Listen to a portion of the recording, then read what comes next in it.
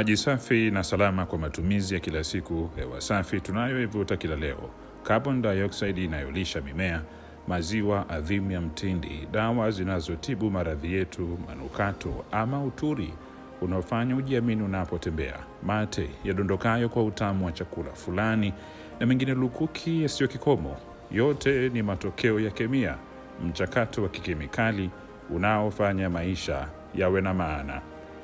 Ni dhahiri bila kemikali ziwe nzuri ama hatarishi, dunia isingekuwepo leo. Hii ni sawa na kusema viumbe hai wameundwa na kemia.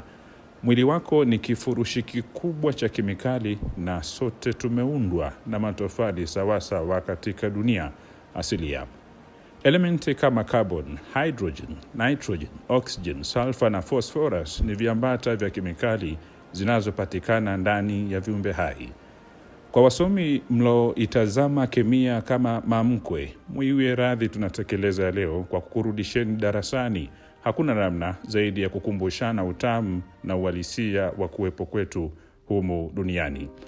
Nchini Tanzania, mamlaka ya maabara ya mkemia mkuu wa serikali MMS au kwa kimombo Government Chemist Laboratory Authority GCLA ndio chombo cha juu na maabara rufaa katika masuala yote yanayohusu uchunguzi wa sayansi jinai na huduma za vinasaba, ubora wa bidhaa na usimamizi wa kemikali.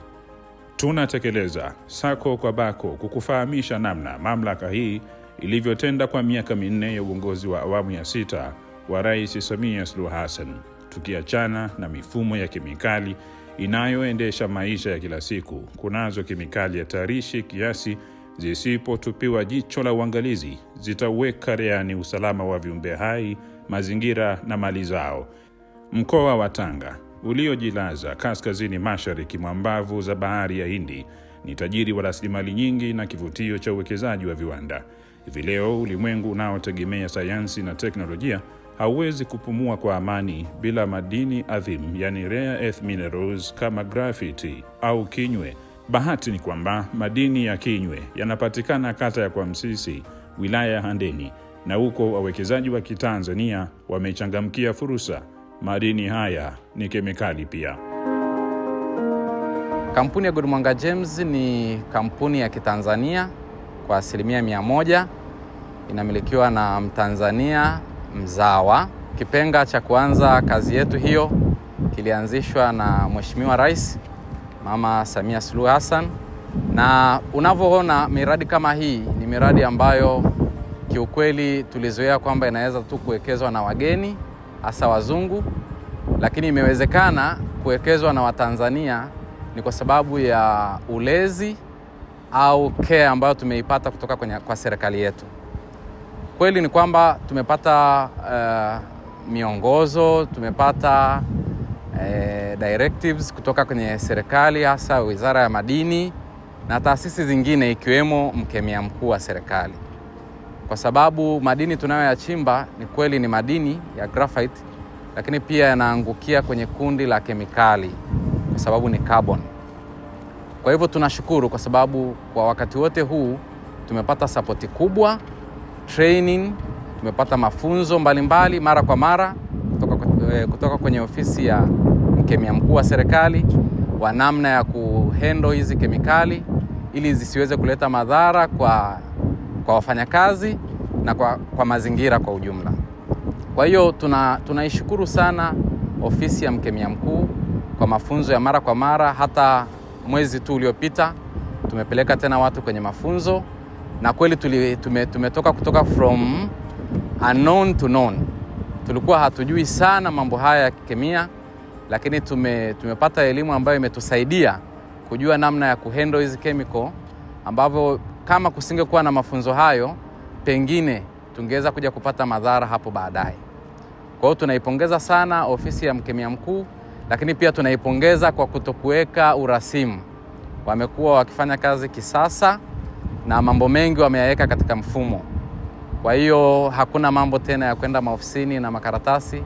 Kitu chochote unachokitaka kutoka kwenye ofisi ya mkemia unaweza ukaingia kwenye mfumo, ukakiona, ukaapply, ukapewa control number, ukalipia na mambo yote yakaishia hapo. Kwa hiyo unaweza ukafanya application ya kibali na ukachukua dakika 5 kuimaliza.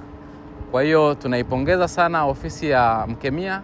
Tumekuwa tukifanya nao kazi kwa karibu sana kwenye kila hatua toka tulipoanza mpaka sasa. Graphite ni jina, lakini ukiitaja kikemikali ni kaboni. Ni carbon ambayo inatoka kwenye miamba ambayo kwa definition ni crystalline sheets za carbon zinazojiattach kwenye miamba, na ni kama kusema ni almasi iliyoungua. Kwa hiyo kikemikali inaitwa carbon. Madini ya graphite au kinywe yanatumika kwa ajili gani? Graphite ina matumizi mengi, na mara nyingi watu walikuwa wakiyajua matumizi ya aina moja. Wengi walisema graphite inatengeneza penseli. Ni jambo la ukweli, lakini hayo ndio matumizi ya uchache, na graphite ya ubora wa chini kabisa inatengeneza penseli. Lakini graphite ni madini ambayo yanatumika kutengeneza betri za magari, lakini betri za magari ya umeme ya kuchaji. Betri zile za kuchaji zinazoweza kupokea umeme kwa muda mfupi na kutunza kwa muda mrefu. Lakini namba 2 pia inatumika kama kilainishi, kwa sababu graphite ina uwezo wa kuhimili joto kali la mpaka centigrade 3600 kuyeyuka. Kwa hiyo ni kilainishi kizuri kwenye mitambo yenye joto kali, kwa sababu yenyewe haiwezi kuyeyuka kirahisi. Lakini pia ni oili. Kuna mitambo ambayo inataka oili inaweza kuhimili joto la juu, pia inatumika kama oili. Lakini pia inatengeneza spare parts za mitambo mbalimbali, ikiwemo gari yako. Ukiangalia brake pad ina hiyo graphite. Clutch ya magari inatumia graphite. Lakini pia inatumika kwenye kutengeneza vyuma. Kwenye vyuma inatengeneza kitu kinaitwa crucible, kitu ambacho kinatumika kuyeyushia chuma. Kwa sababu yenyewe sio rahisi kuyeyuka, vile vichungu vya kuyeyushia chuma vinatumia graphite. Lakini pia graphite inatumika kama kwenye vizuia joto, kwa sababu kwenye kila material yote ambayo yanazuia joto, kama exhaust za ndege, mitutu ya vifaru, ile coating ya ndani, line ya ndani inatumia graphite, kwa sababu yenyewe sio rahisi kupata moto. Madini muhimu katika vifaa vya elektroniki kama vile simu za kisasa, kompyuta na betri, pamoja na teknolojia hupitia mchakato mrefu unaohitaji umakini mkubwa, kutoka udongo wa kawaida hadi malighafi mkononi. Madini ya graphite yanapatikana kutoka kwenye machimbo kwa maana ya mgodi. Tunayachimba kutoka kwenye mgodi wenye mwamba wenye hayo sample ya madini aina ya graphite. Madini hayo tukishayachimba kwa kutumia mitambo inayoitwa excavator, tunayapakia kwenye malori kwa maana ya madampa, tunayaleta mpaka kwenye eneo ambalo tunahifadhia mzigo kwa maana ya stockpile. Material yakishafika kwenye eneo la stockpile, yanachukuliwa na mashine nyingine inaitwa wheel loader, inachukua na kuweka kwenye mtambo mwingine unaitwa crusher. Crusher kazi yake inafanya kazi ya kusaizi, kutoka kuvunjavunja mwamba, kwa maana ya mwamba ukiwa mkubwa inavunjavunja kutoka kwenye saizi kubwa kuja kwenye saizi ndogo. Tunakuwa na crusher 2. Crusher ya kwanza inavunja jiwe kubwa kwenda kwenye saizi ndogo, na crusher ya pili inavunja lile jiwe kutoka kwenye saizi lililotoka kwenye crusher ya kwanza kuileta kwenye saizi ndogo zaidi. Tukitoka hapo kwenye mtambo wa crusher, tunaenda kwenye process ya pili ambayo ni kwenye hopper. Hopper kazi yake inafanya kazi ya kusoti yale material au ile graphite ore ambayo imeshavunjwa tayari na kupelekwa kwenye mtambo mwingine unaitwa ball mill. Ball mill kazi yake inafanya kazi ya kulainisha yale material na kuvunja tena kutoka kwenye ile particle iliyotoka kwenye crusher namba 2 kuilainisha kuwa kwenye mfumo wa solid.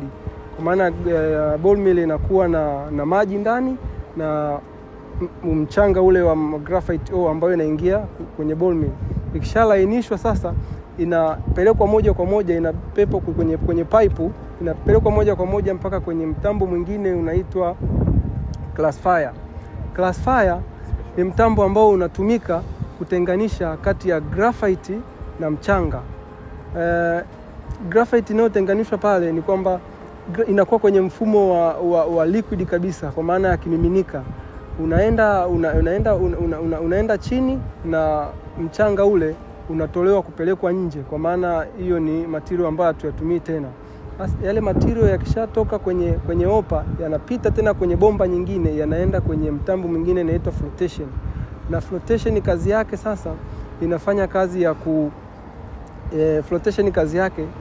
kazi ya kuosha, kwa maana ya kusafisha ile graphite kutoka kwenye chembe za mchanga pamoja na majivu, kutenganisha, kuifanya ile graphite iwe safi.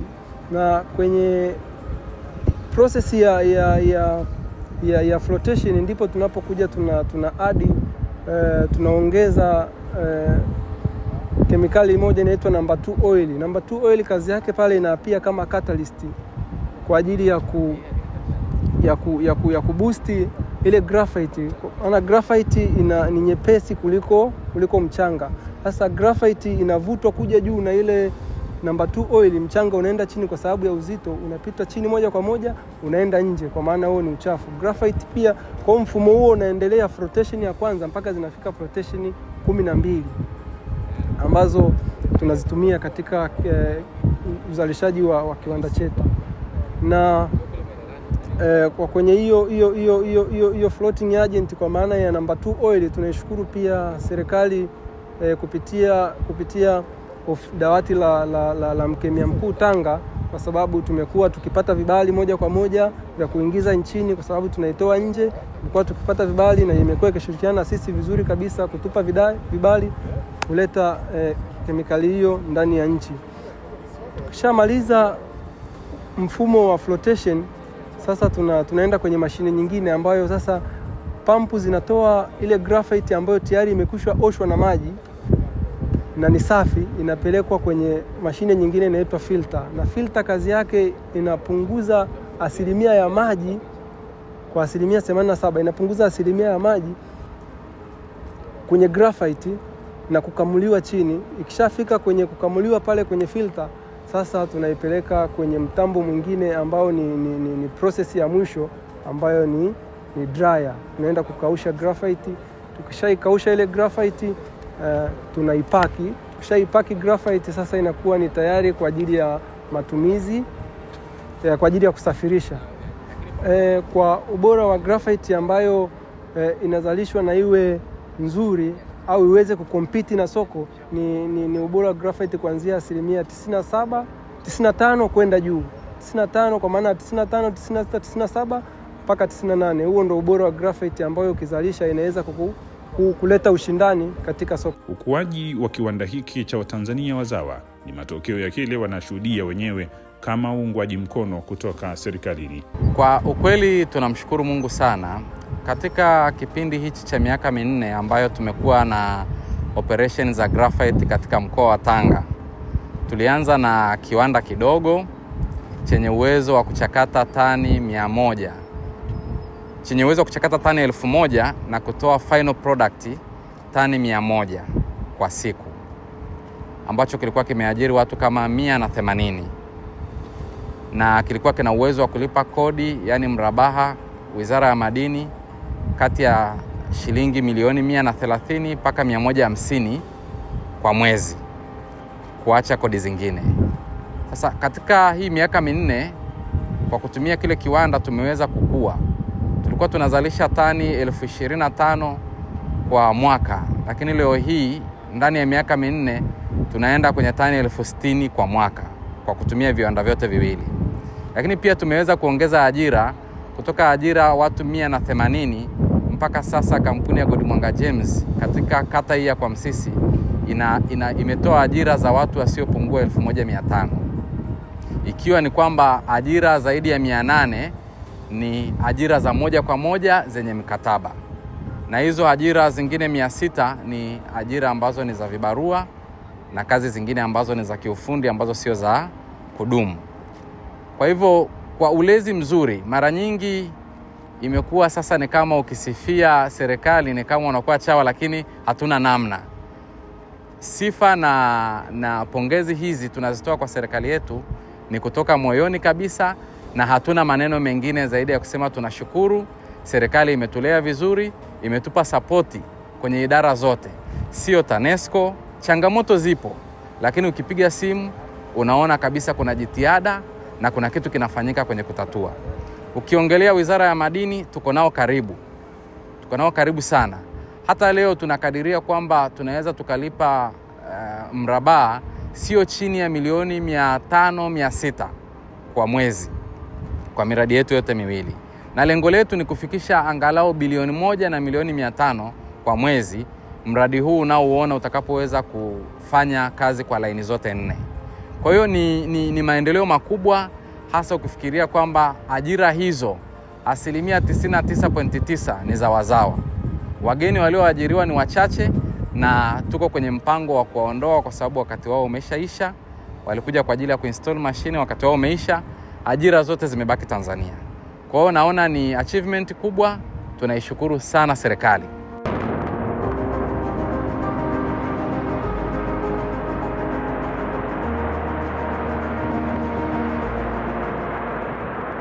Utengenezaji wa mbolea, upasuaji wa miamba mikubwa migodini ama kutengeneza vilipuzi kunahitaji kemikali kama ammonium nitrate. Kemikali hizi husafirishwa kutoka nje hadi hapa nchini kwa matumizi mbalimbali. Kama mnapoona hapa tupo Tanga. Hii ni tuseme ni warehouse au karakana ambayo tunahifadhi mzigo wa ammonium nitrate. Baada ya kutoka bandarini, tunahamisha mzigo kwa haraka kuja kutunza hapa warehouse, na baada ya hapo tunausafirisha kwenda kwenye permanent warehouse au warehouse ya kudumu kule Kahama.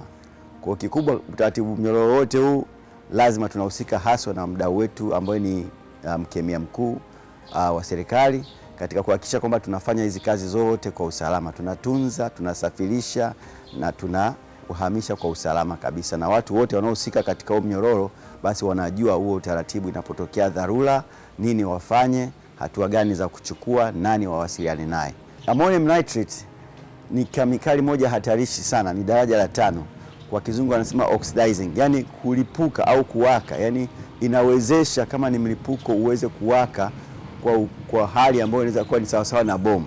Kwa hatari hii ya kuweza kulipuka, kuweza kuwaka, kwa sababu hichi ni kiwezesho, ni oxidizing, yani inasababisha hewa ambayo inaweza kusababisha mgandamizo mkubwa ambao unaleta mlipuko wa kuweza kuharibu eneo, hata kwa mfano kwa Tanzania hata eneo la kilomita 1 nzima. Kwa hiyo kwa hatari hiyo tunalazima tuwe makini kuzuia, kwa sababu hatuna kusema kwamba madhara yakishatokea tuweze kuchukua hatua. Madhara yakitokea ni mabaya, hakuna cha kurejesha tena, watu watapotea, mali zitapotea na hatutakuwepo wala mali haitakuwepo. Kwa hiyo tunachofanya, tunazingatia na mkemia anazingatia, ni kwamba kuhakikisha kwamba hatari hiyo ya kuweza kulipuka au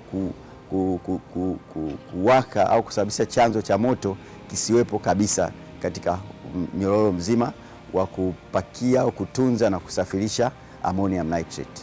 Tofauti imekuwa kubwa sasa hivi, sio sawa tulivyokuwa zamani.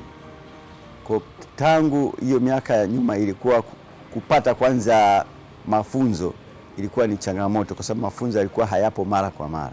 Lakini sasa hizi kila tukipata madereva wapya, tunao 10, kwa haraka tukipeleka hayo majina kule kwa mkemia, madarasa yapo karibu, tunaweza kuwaweka wakapata mafunzo na vyeti vikatoka kwa haraka. Tukitoa taarifa, ushirikiano ni mkubwa. Au saa nyingine tunapigiwa simu na madereva wote ambao wako tayari, kwa sababu tuna kipindi cha mafunzo, basi imerahisisha, kumekuwa kama ni partners katika hili zoezi zima la usafirishaji.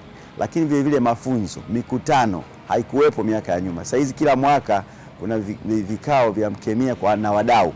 Vile vinatuwezesha sisi tunapokuwa na changamoto zetu kama wadau, tunaweza kuyafikisha pale.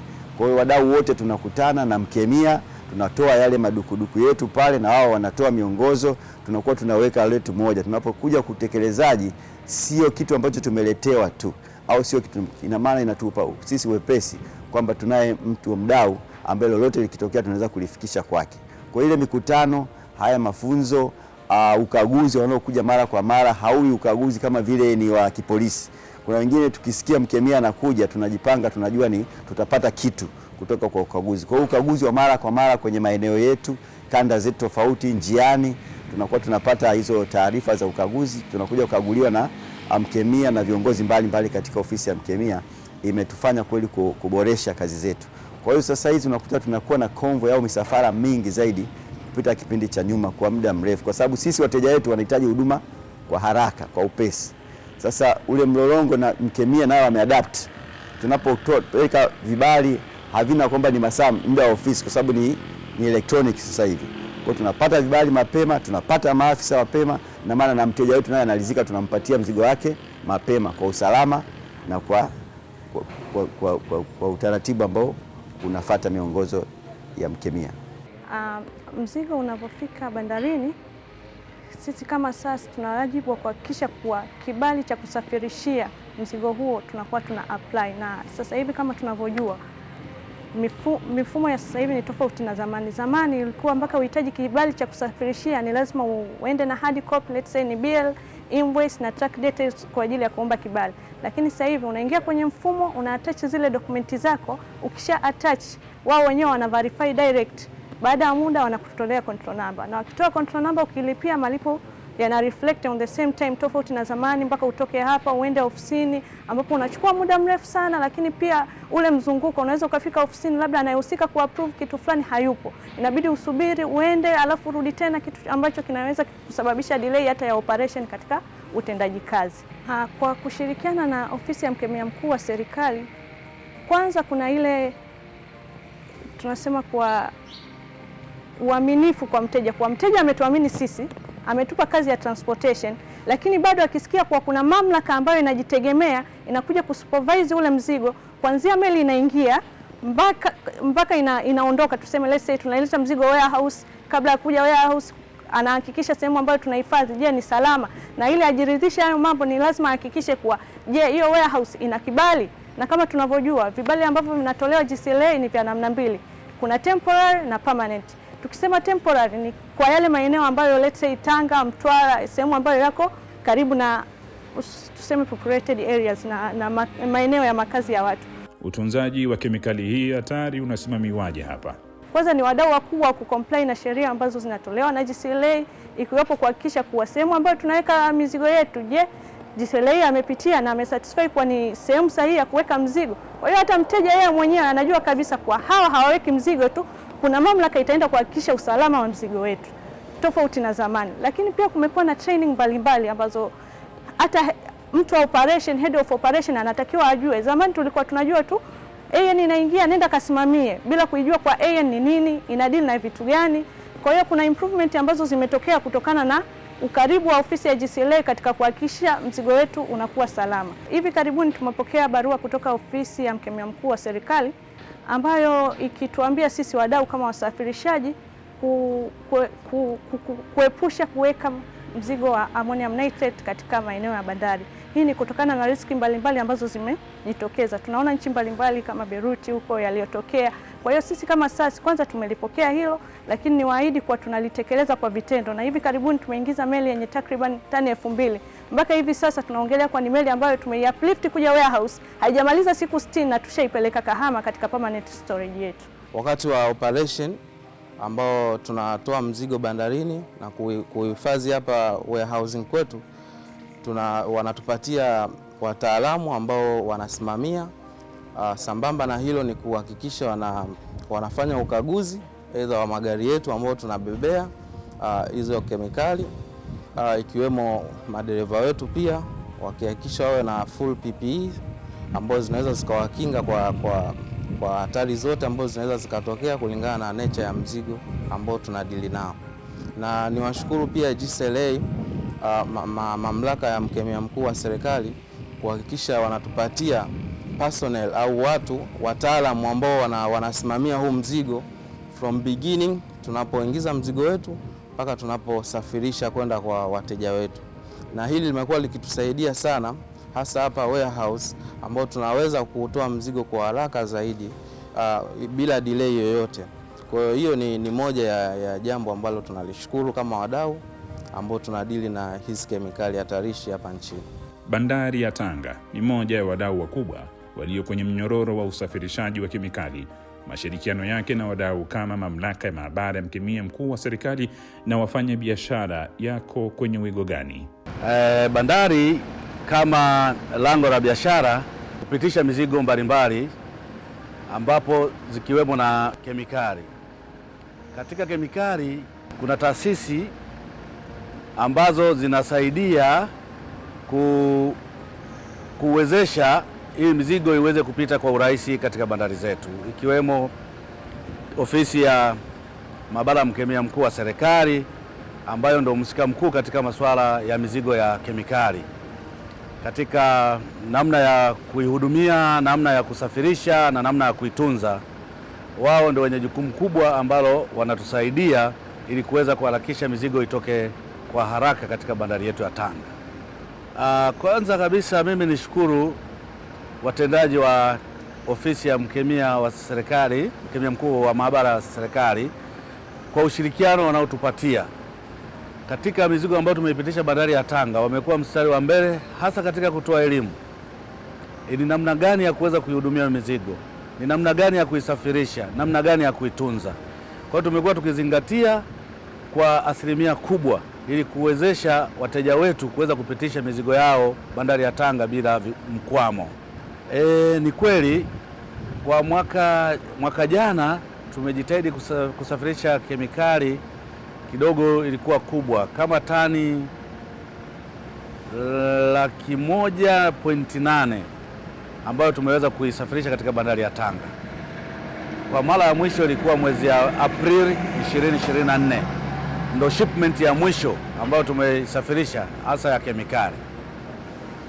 Lakini kuna wateja ambao wameleta nia yao ya kuleta tena huo mzigo, wametuahidi kwamba by September wanaweza kaileta hiyo mizigo tena kupitia bandari ya Tanga. Swala kubwa ni elimu. Katika masuala ya kemikali ni elimu. Watu wakishaelewa namna ya kuhudumia mzigo, wakajua namna ya kuutunza, namna ya kuusafirisha, basi itakuwa imetusaidia kuongeza wigo wa wateja kupitia bandari ya Tanga. Mamlaka ya maabara ya mkemia mkuu wa serikali ina madawati yake kwenye kanda mbalimbali. Shughuli ya dawati la Tanga inaendelea.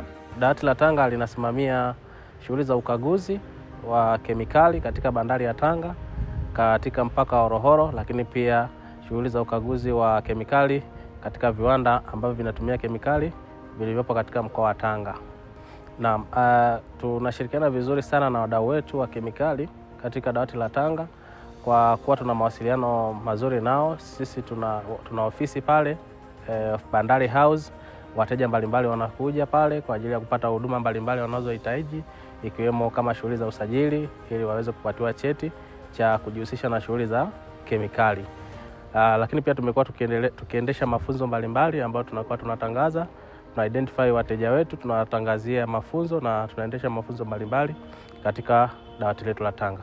Naam, tunashirikiana vizuri sana na vyombo vyote vya ulinzi na usalama ambavyo vipo katika bandari ya Tanga na mpaka wa Horohoro kuhakikisha kwamba hakuna kemikali aina yoyote ambayo inatoroshwa, na kunakuwa na doria ambazo taasisi mbalimbali za ulinzi na usalama zinafanya kwenye mipaka yetu, lakini pia kwenye doria za maji. Kwa mfano katika bandari yetu ya Tanga kuna ulinzi mkali sana, kuna doria za vyombo mbalimbali vya ulinzi na usalama, na endapo ikitokea kwamba kuna mtu ambaye alikuwa na nia kutorosha kemikali aina yoyote akikamatwa, na huwa tunashirikiana na hivyo vyombo kwa ajili ya kufikisha kwenye vyombo vya dola kwa ajili ya kuchukulia hatua stahiki. Mamlaka ya mkemia mkuu wa serikali dawati la Tanga linapenda kuwaambia wadau wote wa kemikali ambao wana nia ya kutumia kemikali, wana nia ya kuuza kemikali ama wana nia ya kusafirisha kemikali, wafuate taratibu zote zilizowekwa kisheria ambazo zitasimamiwa na mamlaka ya maabara ya mkemia mkuu wa serikali, kwa maana ya kuhakikisha wanajisajili, lakini kuhakikisha kuwa wanaomba vibali vyote stahiki ambavyo vinapaswa awe navyo ili aweze kujishughulisha na shughuli ya kemikali. Kwa kufanya hivyo wataweza kuwa salama, wataepuka mikono ya dola, lakini pia watalinda mazingira yetu na watalinda afya za watu wetu.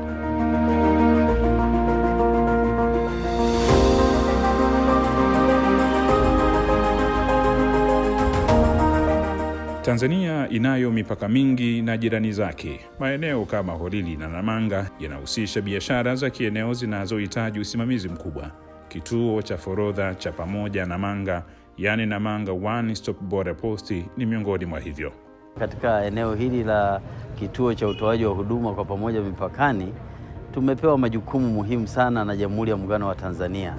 Moja ya majukumu hayo ni kurahisisha uondoshaji wa bidhaa zinazotoka ndani ya nchi kwenda nje ya nchi, lakini pia zile zinazoingia nchini.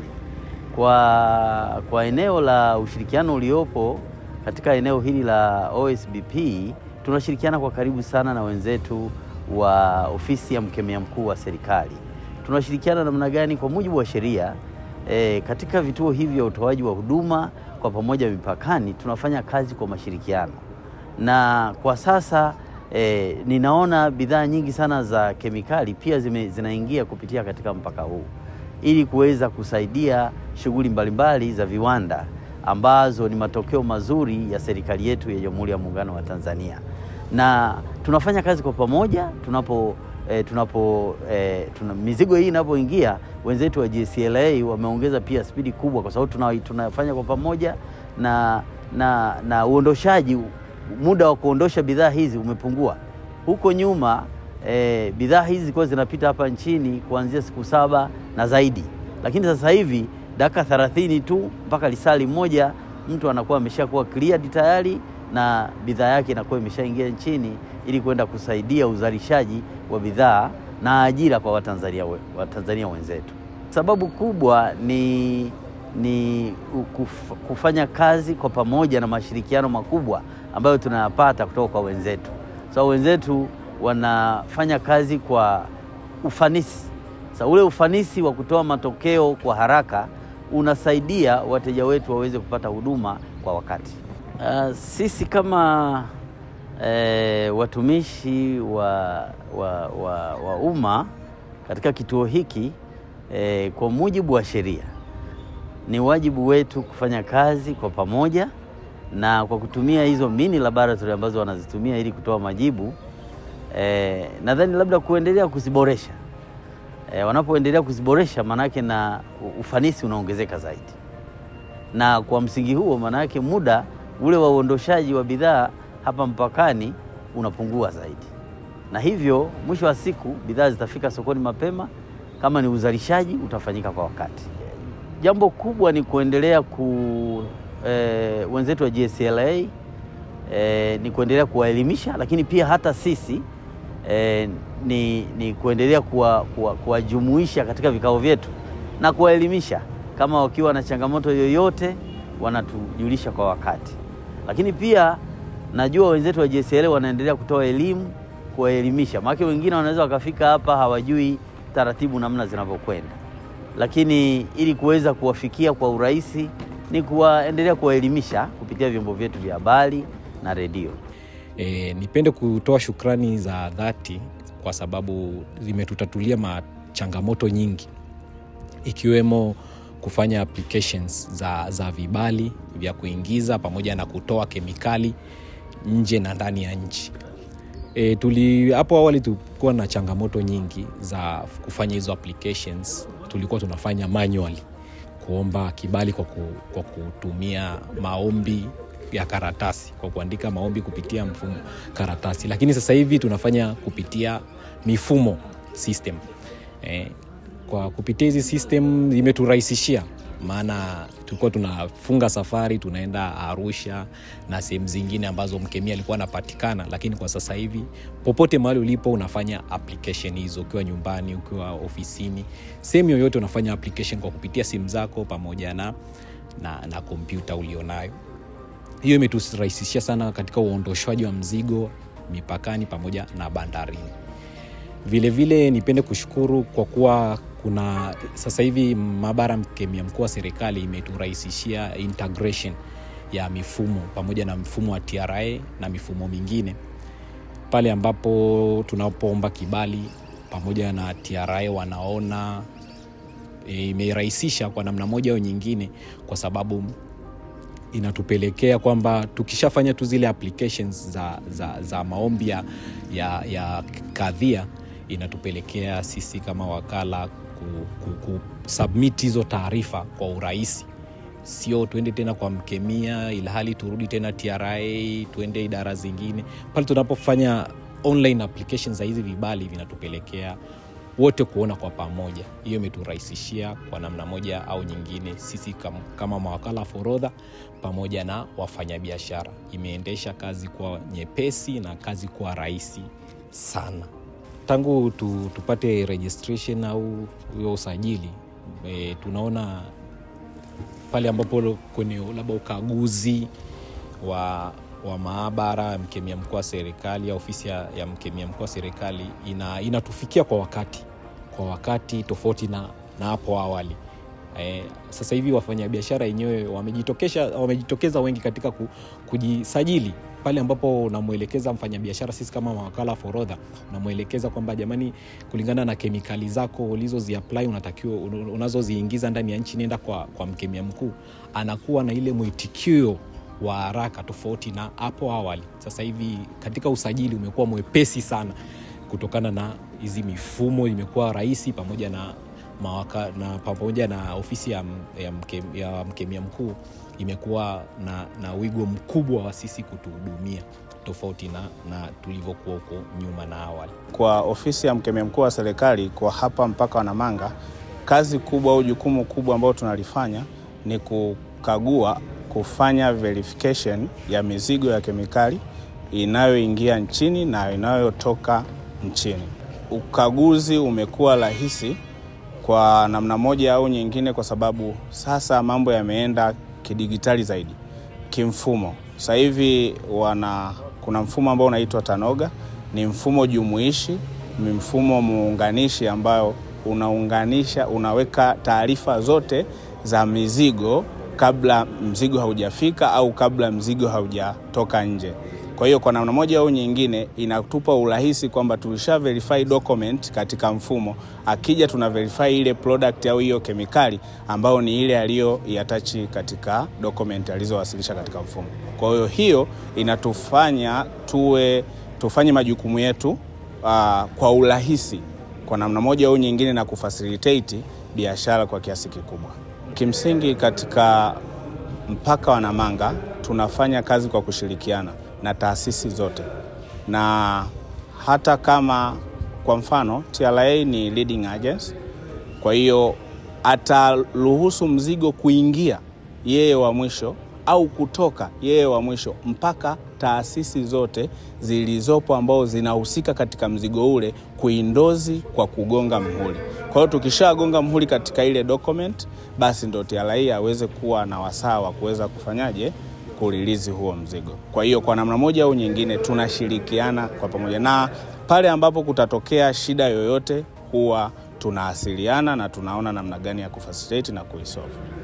Niweze kutoa rai tu kwa hawa wadau.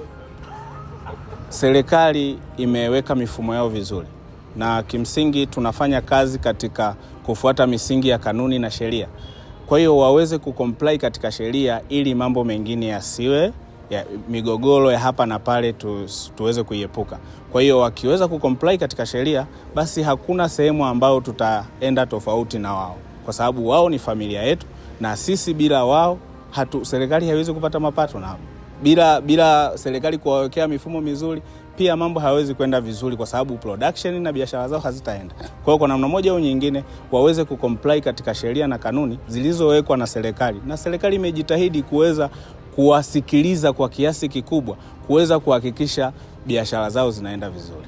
Naam, tunatekeleza ya TBC1 imefika Namanga, Tanzania. Hapa niliposimama ni pale ambapo kuna vitu viwili vya kuzingatia. Kwanza kabisa ni katika mpaka wa Tanzania na Kenya. Nyuma yangu mita chache tu kidogo hapa ni mlima Namanga, na hizi nyumba zinazoonekana kwa upande wa pili ziko nchini Kenya. Na hapa mimi nikivuka hapa naweza kusema niko Kenya. Nikivuka kama mita chache hivi nitakuwa ninaingia Jamhuri ya Muungano wa Tanzania. Ninatoka Kajiado, kaunti ya Kajiado, ninakuja Longido, Namanga, Tanzania. Tunakwenda kutazama GCLA namna ambavyo wanaendelea kufanya kazi zao na kwa uwezeshaji kwenye mipaka ya Tanzania, namna ambavyo wao kemikali wanazodhibiti na kwenye mipaka hii watendaji wao wanaimarishwaje. Tukaangalie baadhi ya mafanikio yao, zikiwemo nyumba ambazo wamezijenga kwa ajili ya kuhudumia umma wa mataifa yote haya mawili. Mfano huu pasi na shaka unafanya uendelevu wa miongoni mwa mafanikio wanayojivunia katika serikali ya awamu ya 6. Kanda inahudumia mikoa 4: Manyara, Arusha, Kilimanjaro na Tanga. Shughuli za mamlaka katika kanda ni kusajili wadau wanaotumia kemikali, kuwakagua, kuwatembelea na kuwapa mafunzo na kuwaelimisha juu ya madhara yanayoweza kusababishwa na kemikali. Lakini pia tunapokea sampuli mbalimbali zikiwemo za makosa ya jinai, madawa ya kulevya pamoja na sampuli za DNA. Lakini tunapokea pia sampuli za kuangalia ubora wa bidhaa mbalimbali ambazo zinatokana na kemikali za viwandani. Kwa kipindi cha miaka 4 ya awamu ya 6, mafanikio ya kanda yamekuwa ni makubwa kwa sababu biashara imeongezeka. Kwa mfano mwaka 2021 kwenda 2022 mpaka Wanamanga ulikuwa unahudumia wa consignment, yani bidhaa ambazo zinaingia zilikuwa ni 2689, lakini mwaka wa 2023 kwenda 24 ziliongezeka kwenda 5883. Mwaka 2024-25 imehudumia bidhaa 4950. Kwa jumla kwa kipindi cha miaka 4 ya awamu ya 6, kwa mpaka mmoja tu Wanamanga tumehudumia bidhaa 15972.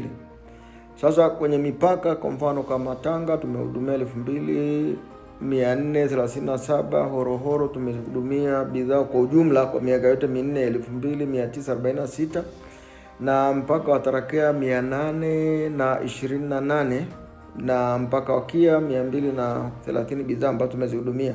Jumla ya bidhaa zote zimehudumiwa kwa muda wa miaka 4 kwa kipindi hiki cha awamu ya 6 ni 27922. Kwa hiyo ni mafanikio makubwa sana, ambao kwenye lengo tumeenda kwa 167.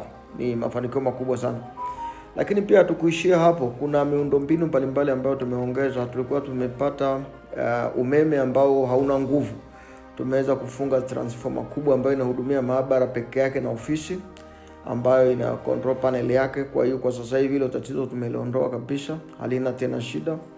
Lakini pia tumeongeza ufanisi kwa kuongeza baadhi ya vifaa vya uchunguzi ambavyo ni kwa ajili ya kutambua aina mbalimbali za bidhaa ambazo zile za viwandani, lakini pia bidhaa zile madawa ya kulevya na bidhaa nyingine ambazo ni za asili.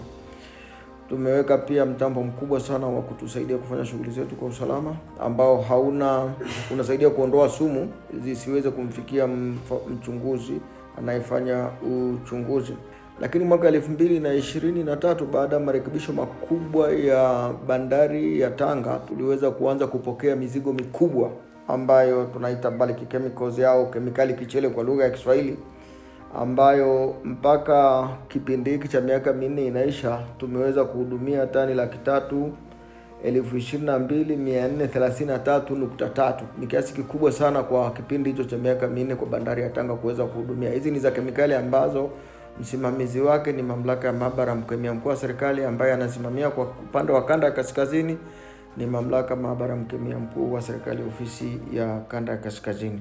Kemikali ambazo zinapita bandari ya Tanga ni ammonium nitrate. Ammonium nitrate watu wengine wanaita mbolea, ambayo inaweza ikatumika kama mbolea, lakini pia ina kazi kuu 3. Kazi ya kutengeneza milipuko, kutengeneza baruti na kutengeneza na mbolea. Kwa nyingi inayopita Tanga inaenda kwenye maeneo ya migodi kwa ajili ya kutengeneza milipuko ya uchimbaji wa madini. Kemikali hii iko kwenye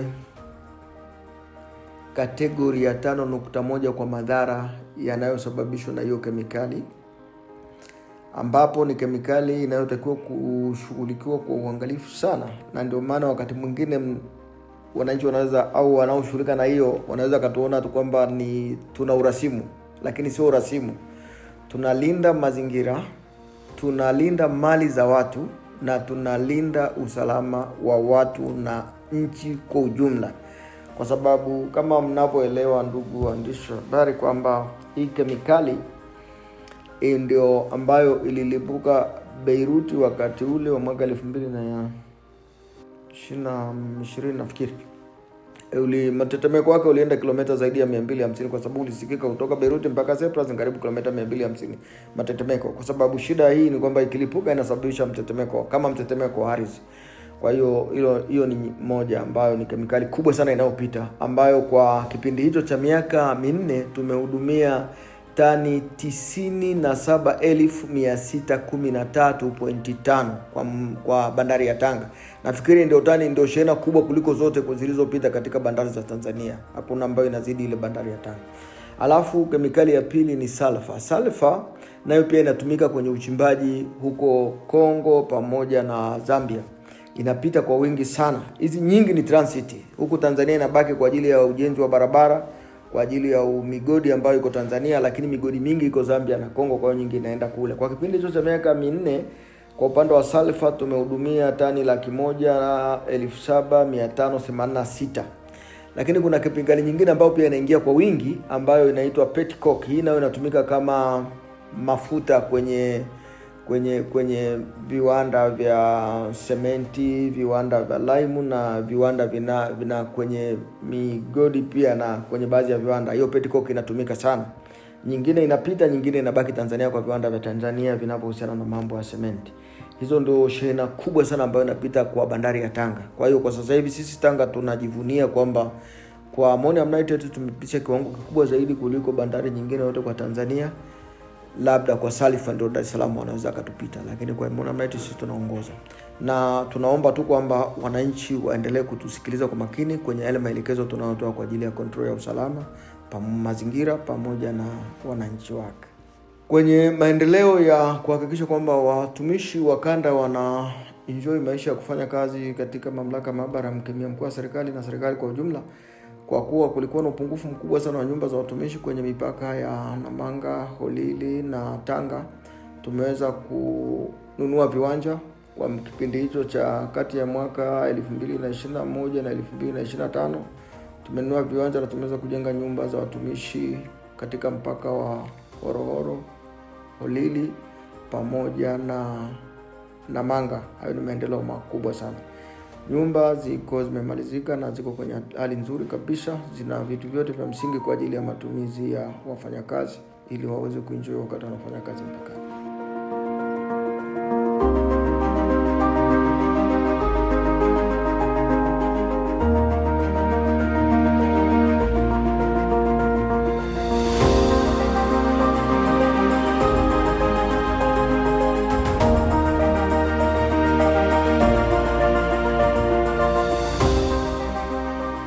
Mifumo ambayo tunayo ya kidijitali inatusaidia sana kwenye kucontrol, kwa sababu shughuli nyingi zinafanyika ofisini kwa watumishi walioko ofisini. Kazi kubwa inayofanyika mpakani ni kuhakiki ukweli wa nyaraka ambazo wateja wanakuja nazo mpakani ambazo zimeshafanywa kazi katika ofisini kama ziko sawa sawa. Kwa hiyo watumishi tulionao kwenye mipaka ile mikubwa kama Namanga mpaka kama Holili, tuna watumishi wawili ambao wanafanya kazi muda wote ambao wanatakiwa wafanye kazi kwa wawili. Kuna wakati mwingine wanaamka usiku na kuhakikisha kwamba mizigo migumu ambayo inatusumbua kidogo ni ile mizigo ambayo inakuja rejareja, sio ile mizigo maalum kwa sababu inaingia kwenye mfumo moja kwa moja, kwa hiyo kila kitu kinajulikana.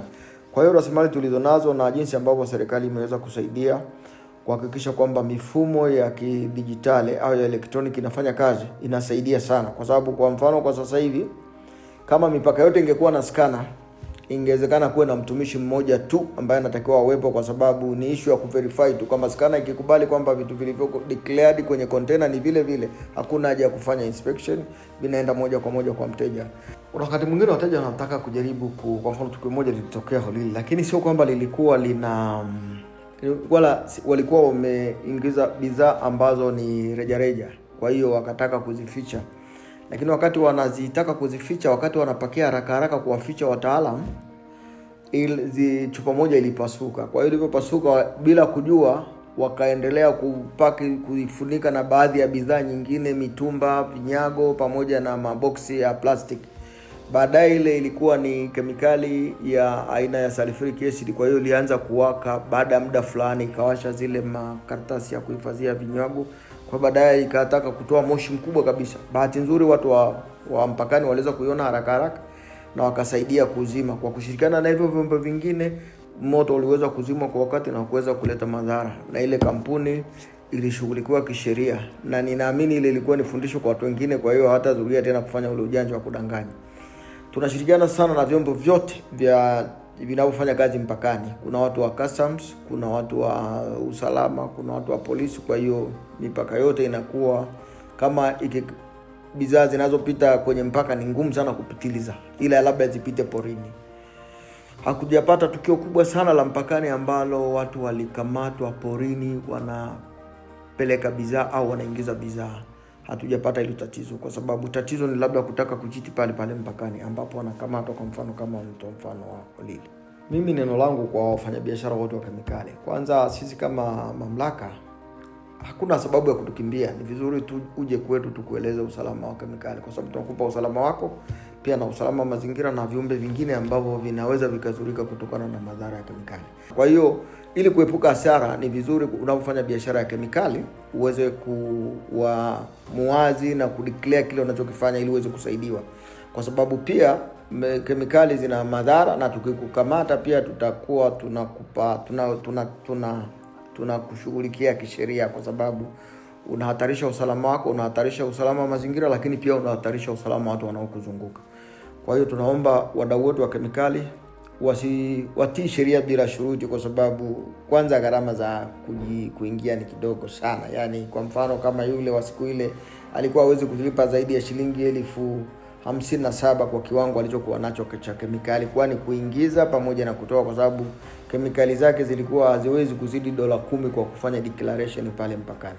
Ila yeye kwa kutokuelewa madhara ya kemikali na hatua za kisheria ambazo zinaweza zikawa dhidi yake, yeye alijaribu kudanganya. Kwa hiyo tunapochukua zile hatua zinasaidia ili waweze kuelewa kwamba kufanya hivyo ni makosa, na wakati mwingine wasiendelee tena kufanya, na watu wengine wajue kwamba hilo ni kosa.